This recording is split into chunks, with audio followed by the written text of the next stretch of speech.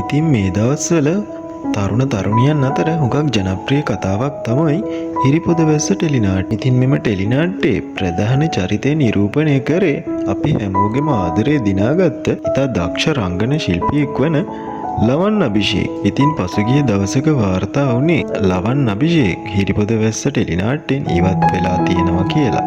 කොහොම වුණත් ඔහුගේ චරිතයට අලුතෙන් තවත් රංගන ශිල්පියෙක් වන ව්‍යාස් ගුණසේකර එකතු වෙලා තියෙන බව තොරතුරු වාර්තා වුණා. ඉතින් අපට වාර්තා වෙන විදිහට හිරිපොද වැස්ස ටෙලිනාට්‍යයෙන් තවත් රංගන ශිල්පිනියක් ඉවත් වෙන්න තීරණය කළා තියෙන බව තොරතුරු වාර්තා වෙනවා. ඉතින් මේ ගැන තොරතුරු ඔයාලව දැනුවත් කරන්න අපි බලාපොරොත්තු වෙනුයි ඉන්නේ. කොහොම වුණත් ලවන් අභිෂේක් මෙම කතාවෙන් ඉවත් වීමත් සමග මෙම කතාවට තිබුණු ප්‍රේක්ෂක ආකර්ෂණය කිසියම් ප්‍රමාණයකට අඩු වෙලා කියලා තොරතුරු වාර්තා වෙනවා. ඉතින් කොහොම වුණත් ඔයාලා ඉදිරියේදී හිරිපොද වැස්ස ටෙලිනාට්‍යයට ලවන් නැවතත් එකතු වෙනවට කැමති නම් මේ වීඩියෝ එකට ලයික් එකක් දාන්න. ඒ වගේම මේ වගේ තොරතුරු දැනගන්න අපේ නාලිකාව සබ්ස්ක්‍රයිබ් කරන්නත් අමතක කරන්න එපා.